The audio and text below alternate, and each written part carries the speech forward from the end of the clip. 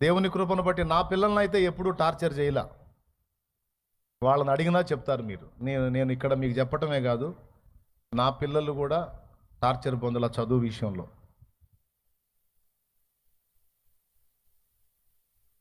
ఒకడికైతే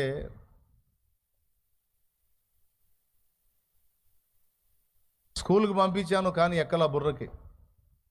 చిన్నప్పుడు మీకు తెలుసా, 1 సంవత్సరం స్కూల్ మానిపించా వాడిని.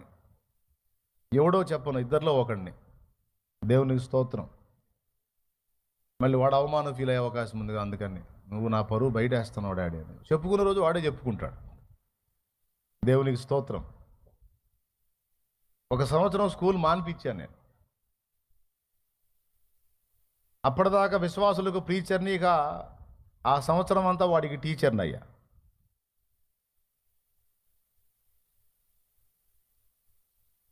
నాకు తెలిసిన సబ్జెక్ట్ అంతా వాడికి నేర్పా. ఇంకేం లేదు, నేను పరిచర్యకి పోయి రావటం, వాడిని కూర్చోబెట్టడం, వాడి చేత అన్ని రాయించటం, చదివించటం. దేవుని కృపను బట్టి వాడికి స్కూల్లో 6 తరగతులు చదివితే ఎక్కనిది, దేవుని కృపను బట్టి అంతా 2-3 నెలల్లో వాడికి అవగాహన కల్పించేటట్టు దేవుడు కృపనిచ్చాడు.